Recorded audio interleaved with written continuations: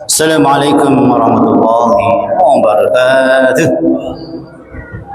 Hamdan wa syukran lillahi wahdah. Salatan wa salaman li Rasulillahi sallallahu alaihi wasallam. Allahumma ati nufusana taqwaha wa zakkiha. Anta khairu man zakkaha. Anta waliyuha wa maulaha. Allahumma an taj'al al-Qur'ana al-'azima rabi'a qulubina wa nura sadrina wa jalaa'a husnina wa dhahaba hammina wa ghammina. Amin ya rabbal alamin. Ma'asyiral muslimin rahimakumullah. Masih kita ada di hari terbaik, hari-hari terindah, hari-hari yang agung, yang amalan di dalamnya tidak bisa dikalahkan meskipun dengan orang yang berangkat jihad berperang fisabilillah, kecuali yang perang itu kembali hanya namanya, baru bisa mengalahkan begitu besarnya ganjaran di 10 awal bulan Dzulhijjah. Masya Allah, ini nikmat besar yang harus kita syukuri, maksudnya. Dan Rasulullah SAW menekankan kepada kita untuk memperbanyak takbir, tahlil, dan tahmid. Selain amalan-amalan yang lain, termasuk semangat kita untuk tadarus Al-Quran, perlu kita terus tingkatkan dengan semangatnya. Alhamdulillah.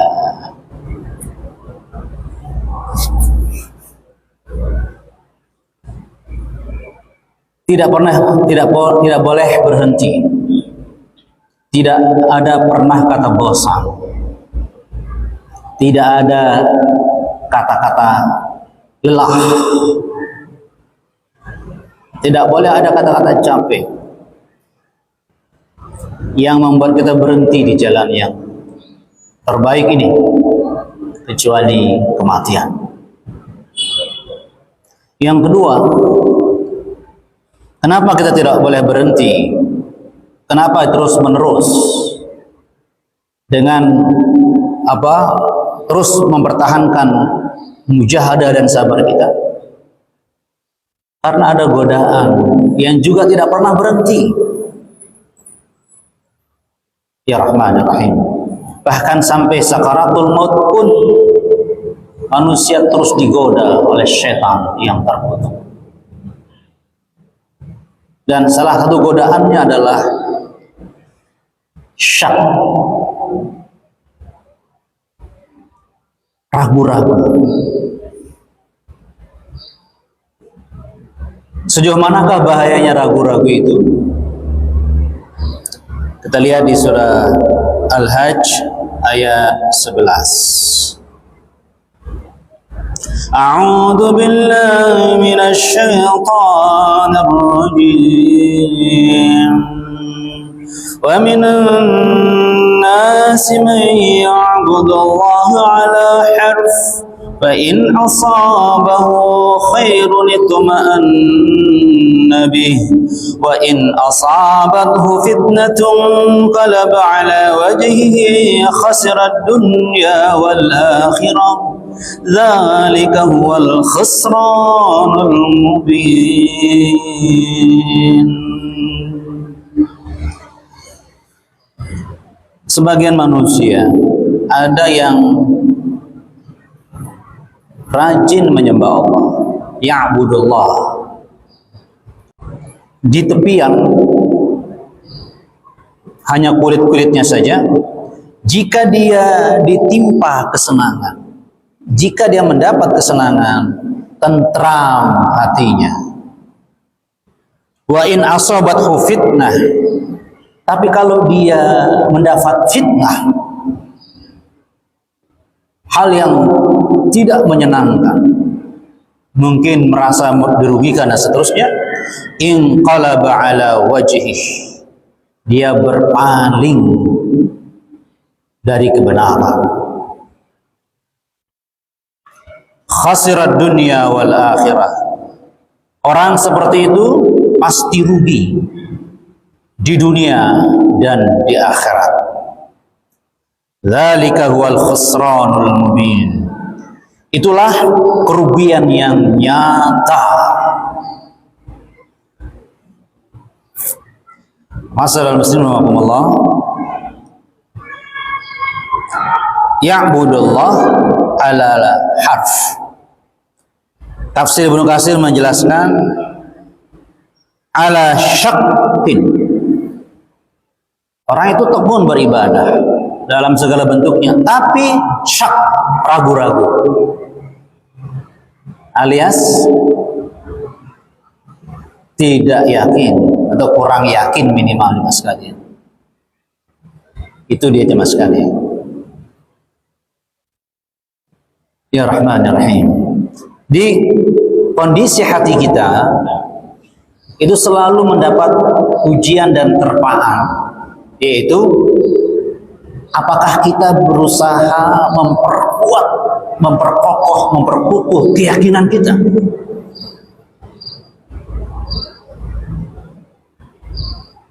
Ya Rahman ya Rahim. Sampai pekan ini, kebetulan saya dulu masih diberi amanah menjawab konsultasi syariah IKD Jawa Timur. Sekarang tidak, sudah. Tapi masih ada pertanyaan yang japri langsung ke saya karena mereka melihat dari konsultasi syariah IKD itu. Apa pertanyaannya? Sampai sekarang masih ada. Ragu-ragu. Dan gak main-main. Ragu-ragu saya muslim atau tidak. Bayangkan itu. Alias khawatir murtad. Ada, masih ada itu sampai pekan ini. Berat sekali jemaah sekalian. Padahal ceritanya orang tersebut apa? Saya rajin sholat Ustaz. Disebut itu rajin sholat, tapi saya kadang-kadang mengulang sholat saya. Itu keraguan-raguan jemaah sekalian. Tanpa yakin ada yang menyebabkan batal wudhunya, dia ulang sholatnya. Apakah saya murtad, Pak Ustaz? Anda bisa bayangkan. Jadi ini menimpa orang yang rajin sholat. Ini fakta masalahnya. Jadi itulah diantara kerja setan. Yuwaswisu fi sudurin nas. Ini pakem jemaah sekalian ya. Pakem diantara kerjanya setan. Membuat kita was-was, ragu-ragu.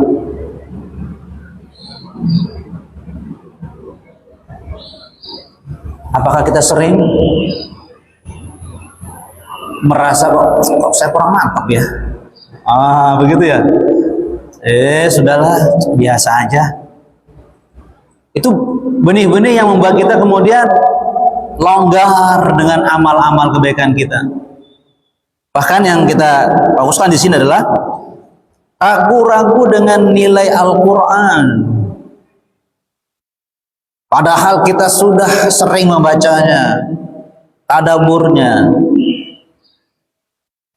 Dan itu Allah berikan ciri adalah ketika kita dihadapkan kepada problem kehidupan kita.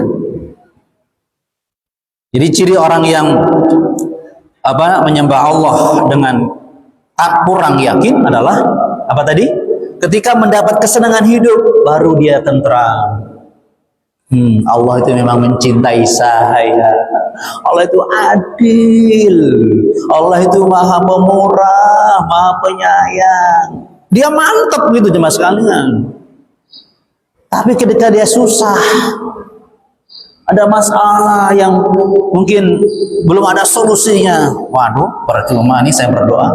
Jadi ragu-ragu dengan nilai doanya selama ini. Terus, aduh, percuma saya balik-balik ke masjid, nggak tambah kaya, tambah utang. Ini fakta kita jemaah sekalian. Katanya kalau kita rajin tilawah, rajin tadabbur, hidup tenang, Bagaimana ini? Nah, begitu kan? Nah, itu ada alat tarf, alat harf, syak. Dan itu pasti ada jemaah sekalian. Baik lemah, sedang atau kuat, yang membisiki kita dengan keraguan-keraguan jemaah sekalian. Gak main-main jemaah sekalian. Masih ingat jemaah sekalian? 3 orang hebat yang menurut zahirnya, nah ini mestinya surga ini. Pertama, orang yang dermawan. Semua orang tahu dia dermawan. Kemana kalau orang dermawannya? Surga. Ahlul Qura, alim Al-Quran, Al-Qura, alim, dalam pemahamannya udah Al-Quran. Yang ketiga, orang yang jelas-jelas dia mati di medan pertempuran. Kira-kira masuk apa? Surga kan? Tetapi ternyata ada, menurut hadis Rasulullah, orang yang alim Al-Quran, orang yang dermawan dan nampaknya mati syahid, dilempar ke neraka. Tolong diingat ini. Mas kalian? Itu buktinya bahwa setan itu tidak pernah berhenti yuwaswisu fi sudurin nas. Apa masalahnya yang tadi, yang alim Quran, termasuk Arab? Hati-hati para ustaz, para dai. Bisikan itu pasti ada. Yang merasa dermawan, paling banyak sahamnya dalam dakwah, dengan dananya, tetap waspada. Bahkan yang maju di medan pertempuran membela agama Allah, kita doakan agar mereka ikhlas. Karena ketiga-tiganya ketika mengaku di mahkamah Allah nanti di akhirat, mengaku saya ikhlas melakukannya karenamu, kata Allah, kadzabta, dusta kamu. Kan begitu kata Allah kan? Kamu mengatakan mendalami Quran dan mendakwahkannya demi kebesaranku, dusta kamu. Kamu ingin dipuji oleh orang lain, menjadi orang yang alim, kamu sudah mendapat pujiannya.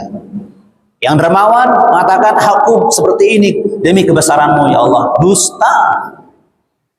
Kamu seperti ini dermawannya karena ingin pujian manusia, dan kamu sudah mendapatkannya. Juga yang mati syahid karena riya.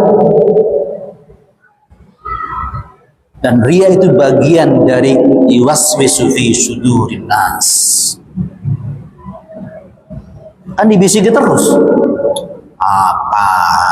Karena Allah nggak dapat apa-apa. Kalau kamu tunjukkan sama manusia, mendapat mereka dapat pujian, dapat hadiah, dapat kedudukan. Ini berat masalah muslimin. Jadi ingat nih ya, pakai fi'il mudhari, ya'budullah ala harfin, rajin menyembah Allah. Coba perhatikan nanti ya, dilihat lagi surah Al-Hajj ayat 11. Ya'budullah ala harf, rajin. Ya Rahmanur Rahim. Kalau boleh saya mengatakan, yang rajin berdakwah, hati-hati. Yang rajin ke masjid, waspada. Yang rajin tadarus ta'lim Quran, jangan lengah. Yang rajin infak sedekah, yang berjuang, jangan lengah dari bisikan syaitan yang membuat kita ragu-ragu dengan ganjaran dari Allah yang paling kita butuhkan, pujian dari Allah yang sangat kita perlukan, bukan manusia. Ya Rahman Rahim. Inilah sebabnya, makanya Allah itu tidak semata-mata meminta kita itu rajin memperkuat menjaga iman kita, rajin ibadah beramal soleh, tidak. Ditambah satu lagi, rajin watawasau bil haq watawasau bis sabr.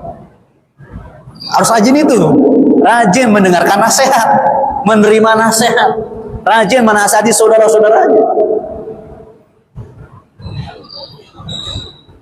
Nah, itu jemaah sekalian. Ya kan? Wal asri innal insana lafi khusrin. Kan khusranul mubin. Rugi semua. Siapa dia? Kecuali orang yang menjaga imannya. Masih nggak cukup. Satu. Yang kedua, yang rajin beramal soleh. Masih nggak cukup. Yang ketiga, wa tawasaw bil haqqi wa tawasaw bis sabr. Ya karena itu jemaah sekalian, orang yang beriman, orang yang rajin beramal itu tetap saja diserang oleh bisikan syaitan yang membuat dia ragu-ragu, syak. Makanya dilawan dengan info, nasihat, dilawan dengan doa-doa. Ya Rahman Ar-Rahim. Jadi grup kita, grup jamaah Islam, jangan berhenti saling menasihati. Saya lihat grupnya, saya baca, gak balas. Biasanya mendapat nasihat yang di grup jamaah Islam. Biasa 4, ini banyak grup ini. Artinya itu juga sarana kita untuk saling menasihati di maksudnya. Ya Rahman Ar-Rahim. Itulah yang kita pahami kenapa nasihat yang diberikan Rasulullah dengan membawa nasihat yang terbaik dari Allah, menyampaikan wahyu, menyampaikan Al-Quran, berhentinya setelah berhenti kalau mati, bukan karena bosan, kelelahan, kecapean, mundur, tidak. Berhentinya Rasulullah berdakwah, menyampaikan risalah Al-Quran ini karena kematiannya. Allahu Akbar. Semangatnya. Masya Allah. Masalah muslim rahmatullah. Ya Rahman Ar-Rahim.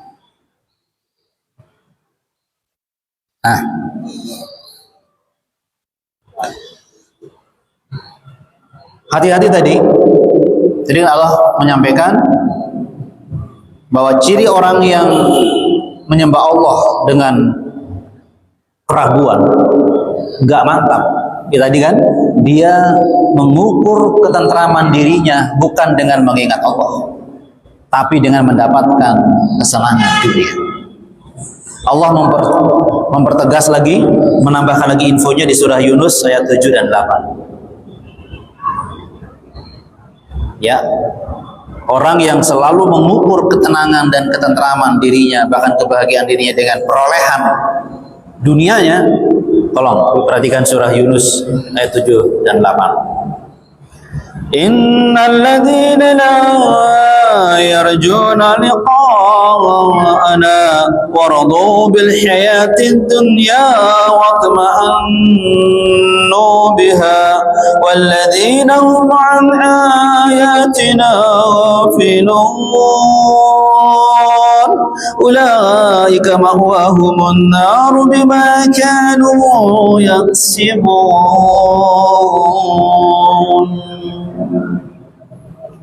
Sungguh orang-orang yang tidak mengharapkan pertemuan dengan kami,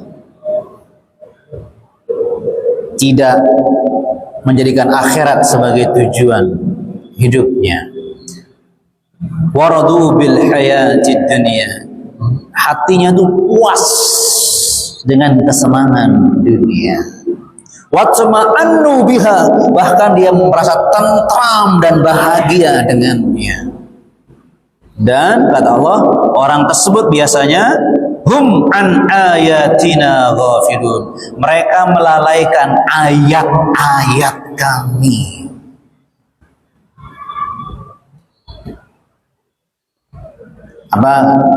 Bagaimana nasibnya? Ulaika ma'wahumun nar, mereka itu pantas tempat akhirnya adalah neraka. Bima kanu yaksibun, karena usaha mereka seperti itu. Itu cuma sekalian bahagia. Ya, dia mengukur siapa dirinya dalam hidup ini cuma dengan kesenangan dunia. Ya tadi, radu watma'annu. Dia merasa puas, merasa wis lego hanya dengan kesenangan dunia. Yo, hati-hati jemaah sekalian ini. Hati-hati jemaah sekalian bahagia. Ya. Tetapi kita pasti semakin dekat dengan ayat Allah saat kita mendapat karunia Allah. Kita semakin perhatian dengan ayat Allah saat kita semakin mendapatkan dunia. Mestinya begitu kan? Karena kita semakin bersyukur ketika kita mendapatkan nikmatan dunia. Kan begitu? Jadi kita berusaha, kita menguasai dunia, bukan dunia menguasai kita. Kalau kita menguasai dunia, kita semakin dekat dengan ayat-ayat Allah, dengan dunia yang kita punya. Tapi kalau kita dikuasai dunia, kita semakin jauh dari ayat Allah ketika bertambahnya kesenangan dunia kita. Itu dia jemaah sekalian. Allah sampaikan dengan gamblang di surah apa? Yunus ayat 7 dan 8.